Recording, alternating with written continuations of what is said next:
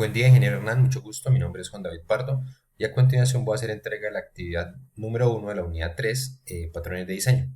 En esta oportunidad nos piden que realicemos un análisis de 9 patrones de diseño y que haciendo uso de UML creemos diagramas e implementemos dicho código.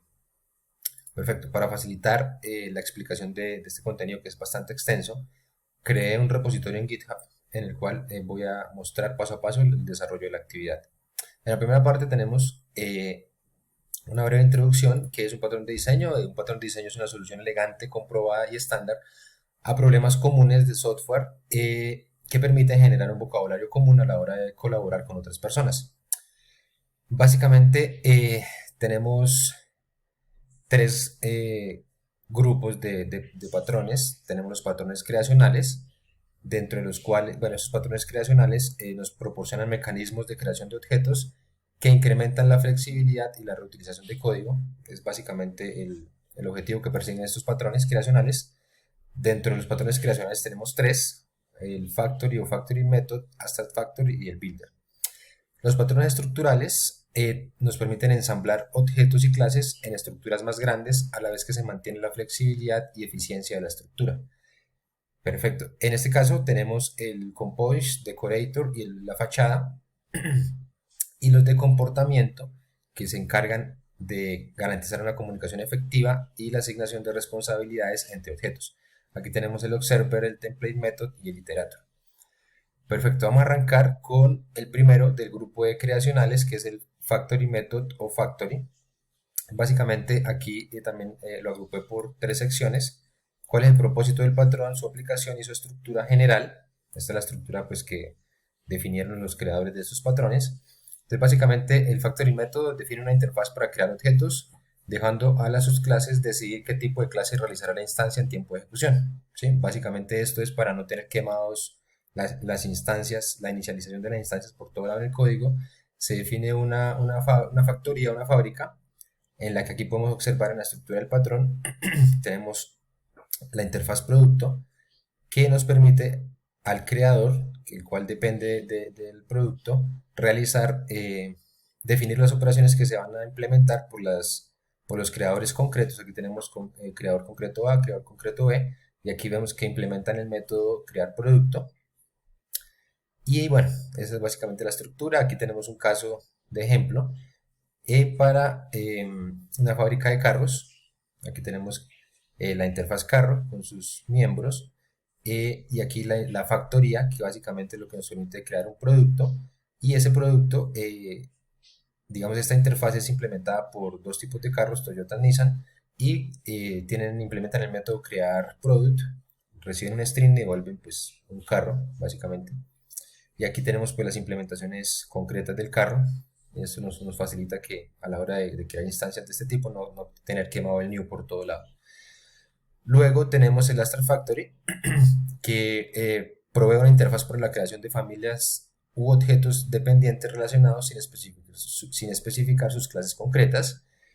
Digamos que eso es para un grupo de familias un poco más grande. Aquí vemos en la estructura que eh, tenemos una interfaz abstracta, ¿cierto? Una Abstract Factory, que es la factoría, nos permite crear dos familias de productos, producto A, producto B, y luego tenemos la factoría concreta para, para la primera familia de productos y la factoría concreta 2 para la siguiente familia de productos.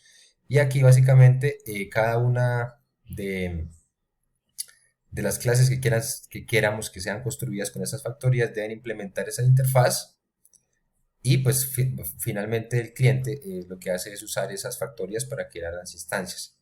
Aquí tenemos otro ejemplo. Básicamente tenemos la factoría de reinos, que nos permite crear un castillo, un reino y una armería. Y tenemos las factorías concretas específicas, que es de factory de hombres y de elfos. Y aquí básicamente tenemos cómo la interfaz de armería, por ejemplo, es implementada por armería hombre, armería elfo, y así para cada una de las familias de objetos.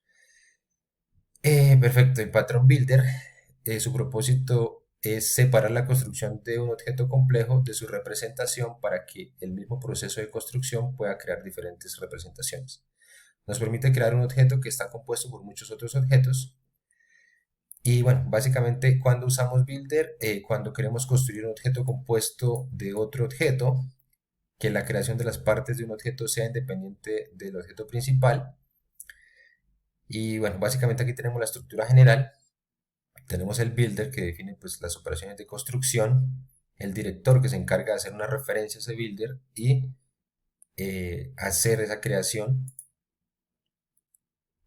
Perdón, acá.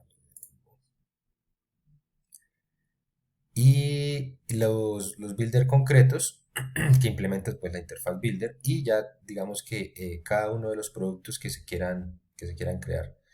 Aquí para el ejemplo, voy a mostrar acá, digamos que en todos los links del repo están funcionales.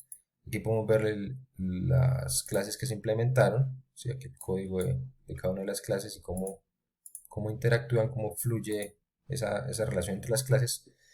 Pero pues por simplicidad no las voy a mostrar una por una, pero igual al finalizar el video voy a dejar el link al repo para que si quieren consultarlo lo puedan ver. Listo, el patrón Composite. Básicamente el propósito de este patrón es componer objetos en estructuras de árbol que representan jerarquías de un todo y sus partes.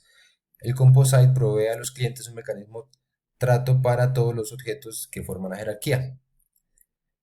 Cuando lo usamos, cuando queremos representar jerarquías de objetos compuestos y cuando se requiere que los clientes ignoren la diferencia entre la composición de objetos y su uso individual. Aquí tenemos básicamente la estructura general, tenemos la interfaz componente que nos define un método execute y tenemos la clase composite que básicamente tiene un array de componentes de la interfaz, implementa los métodos agregar, remover y obtener, hijo y ejecutar. Y aquí tenemos básicamente la clase hoja, que es la que nos permite ejecutar cada una de las operaciones del array de hijos. Aquí tenemos también un ejemplo. Tenemos un menú. Entonces tenemos la interfaz menú component que tiene los métodos agregar y remover. Y tenemos el menú composite que implementa sus métodos y luego el menú ítem que también implementa pues acá unos métodos distintos. Y el cliente básicamente para interactuar con esta estructura hace una referencia al menú component. Pasamos ahora al decorator.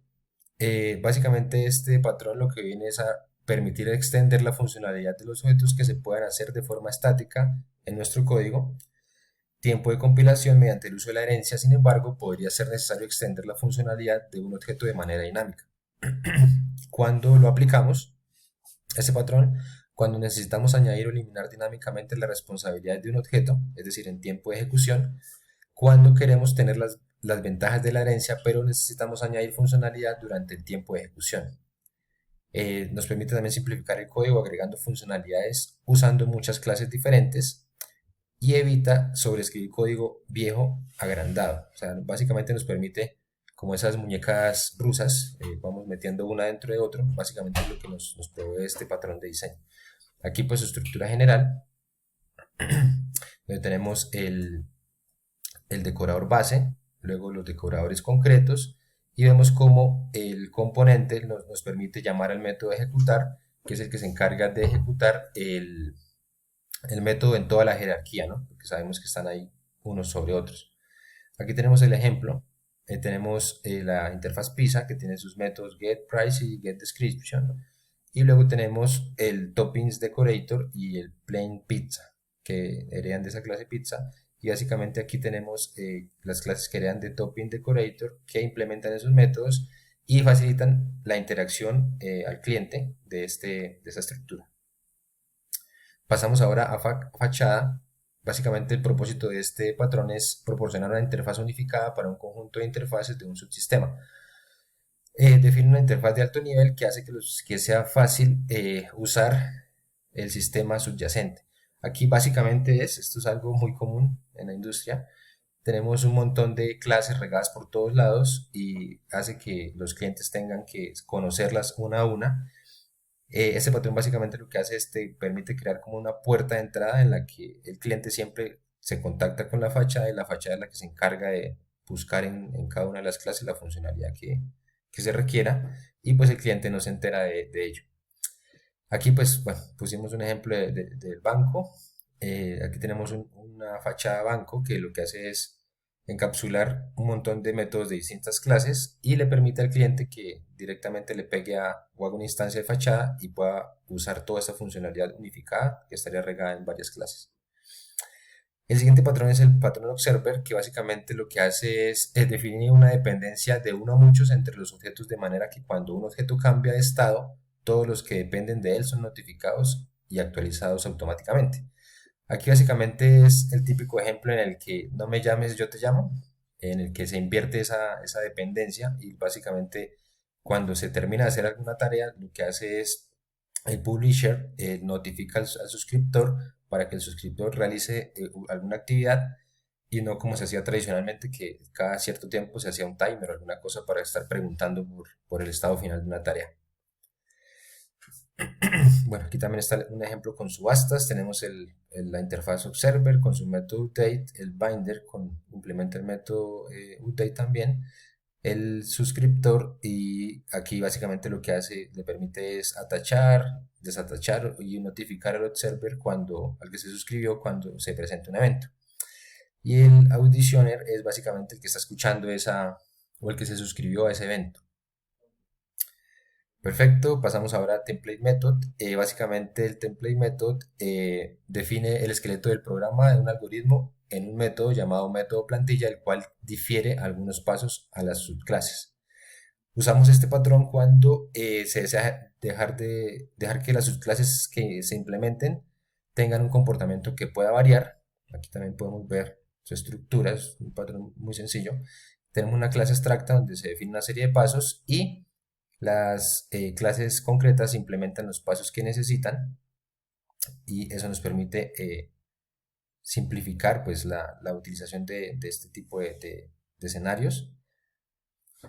Aquí tenemos pues, el ejemplo de una orden de proceso en la que se manda a la tienda o se manda a la red y básicamente nos permite simplificar esta tarea. Tenemos el otro que es el iterator, básicamente define una interfaz que declara los métodos necesarios para acceder secuencialmente a un grupo de objetos como una colección. Básicamente aquí lo que nos permite es iterar, que sea de forma nativa la iteración que se realiza sobre un objeto. Hay que implementar estos métodos next, getNext y hasMore para que la clase pueda recorrerse. Básicamente, aquí también puse pues el diagrama UML. Aquí si nos dirigimos al ejemplo de código, aquí están todas las clases que se utilizaron con su respectivo código y cómo va, digamos, esa dependencia entre ellas. Y eso sería todo. Eso sería todo, ingeniero. Muchas gracias por la actividad. Quedo atento a cualquier cosa. Feliz día.